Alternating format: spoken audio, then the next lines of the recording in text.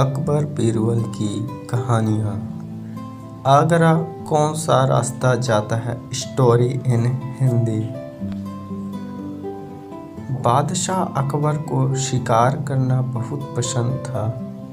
एक बार की बात है, बादशाह अकबर अपने सैनिकों के साथ शिकार पर निकले।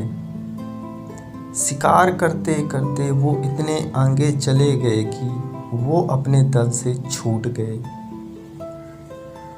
उनके साथ बस कुछ ही सैनिक रह गए थे। अब शाम होने को थी और सूरज ढलने वाला था।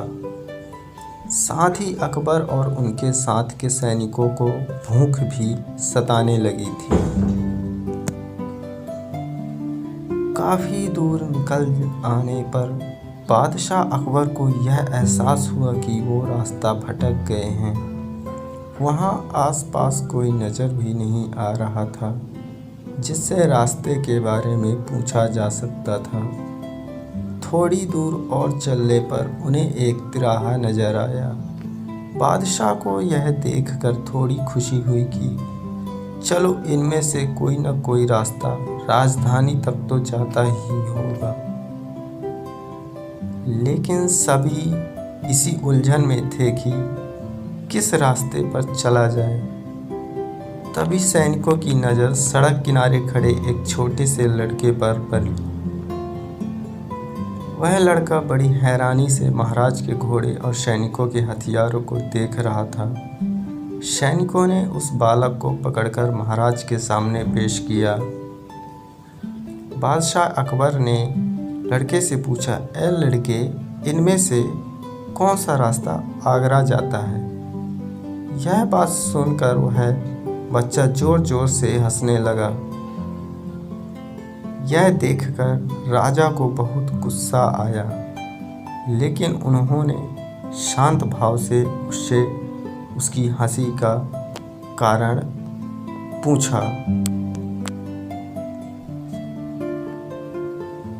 लड़के ने जवाब दिया, यह रास्ता चल नहीं सकता है तो यह आगरा कैसे जाएगा?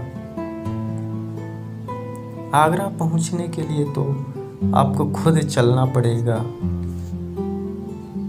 महाराज उस लड़के की सूझबूझ को देखकर चकित रह गए।